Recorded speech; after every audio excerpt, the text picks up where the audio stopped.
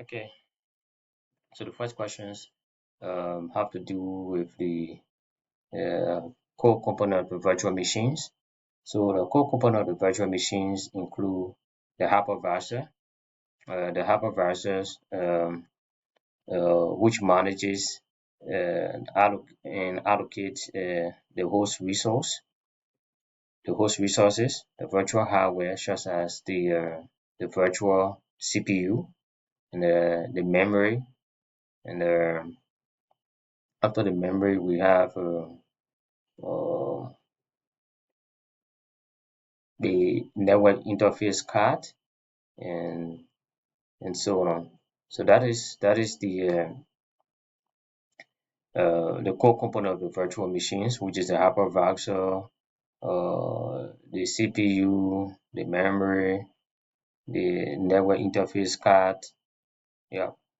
So uh, in a business settings, virtualizations can be leveraged to consolidate servers, reducing hardware costs and energy consumption. It also enhances disaster recovery by enabling um, quick VM replications and failover, um, without improving testing and development environment by allocating isolated instances and support cloud computing initiative by providing scalable and flexible infrastructure.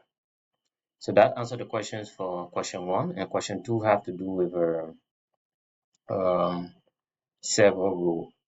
The server role is a major functions that a server performs, such as a web server or maybe a data based server, SQL, for example, or a domain controller. Active Directory. It defines the primary purpose of a server. A server feature, on the other hand, is a specific capabilities that support or enhances a server role. For example, the net frame is a feature that support many servers role. So determine which role and feature a server's needs involve understanding the business requirement. The applications that will run on the servers and the servers that the, and the services that the servers will provide um, to users on the to users or on other systems. So that answered the questions for the server role, and then the question three have to do with this is question three. Question three have to do with the primary function of Active Directory. Primary function of Active Directory is to provide a centralized directory service that manages users, computers, and other resources within a domain. So this helps to facilitate users and resource management by providing a single point of administrations for authentications, authorizations, and policies enforcement. So this help you, like if you are on the network, you have multiple computers. You have computers from all over. So Active Directory allow you to control all these computers from a centralized locations.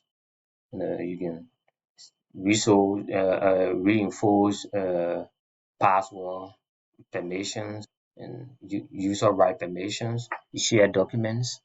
So Active Directory can allow you to access all of that. Yeah. So it's common task that is performed by using Active Directory is creating and managing user accounts. That you want to create a user account. So Active Directory can allow you to do that, including setting password, assigning group memberships, and configuring access permissions. These are all things that Active Directory can help you to do. So thank you. I think that answered the question.